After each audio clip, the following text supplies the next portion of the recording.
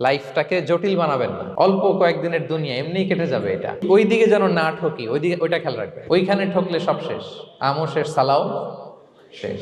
ওইখানে যেন ঠকে না যায়, এটা খেয়াল রাখতে হবে। তাহলে প্রথম ফ্যাক্টর হচ্ছে সুখী সমৃদ্ধ জীবনের will make our life simple. Simplicity is the কি টু হ্যাপিনেস। আপনি লাইফটাকে সিম্পল করবেন, আপনি হ্যাপি হবেন। রাসূল সাল্লাল্লাহু আলাইহি ওয়াসাল্লামের জীবনের দিকে যদি তাকান, দেখবেন তিনি তাই করেছেন। সুবহানাল্লাহ। সহিহ মুসলিমের একটা হাদিস শোনাই আপনাদেরকে। আম্মা জান আয়েশা রাদিয়াল্লাহু তাআলা আনহা বর্ণনা করেন। তিনি বলেন, একদিন সকালবেলা রাসূল সাল্লাল্লাহু আলাইহি ওয়াসাল্লাম আমার বাসায় আসলেন। ফজর নামাজ পড়ে এসে বলতেছে, আয়েশা, ফজর নামাজ পড়ে আসছি, ব্রেকফাস্ট করার মতো কিছু আছে ঘরে? ইয়া রাসূলুল্লাহ, কিছু নাই। নাই? ঠিক আছে, আম ফাস্টিং, যাও আমি রোজা রাখলাম, রোজার নিয়ত করলাম। কত ইজি গোয়িং, কত সিম্পল বানিয়েছেন লাইফটা। আচ্ছা, আমরা হলে কি করতাম? একটু মিলাই নিজের সাথে। সাধারণত আমরা যেটা করতাম, আমরা অনেকে রেগে যেতাম। প্রিয় ভাইয়েরা, ঘরে কিছু নাই মানে তুমি আগে জানাবা না আমাকে? হ্যাঁ, গত রাতে বললে তো কিছু নিয়ে আসতে পারতাম।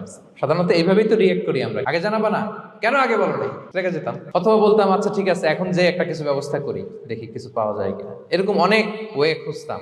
কিন্তু রাসূল সাল্লাল্লাহু আলাইহি ওয়াসাল্লাম এই কোনো অপশন না নিয়ে বললেন, ওকে, there is no food for breakfast, I'm gonna fast فإني صائم। ঠিক আছে, খাবার যখন নাই, আমি রোজাই রেখে দিলাম। সুবহানাল্লাহ।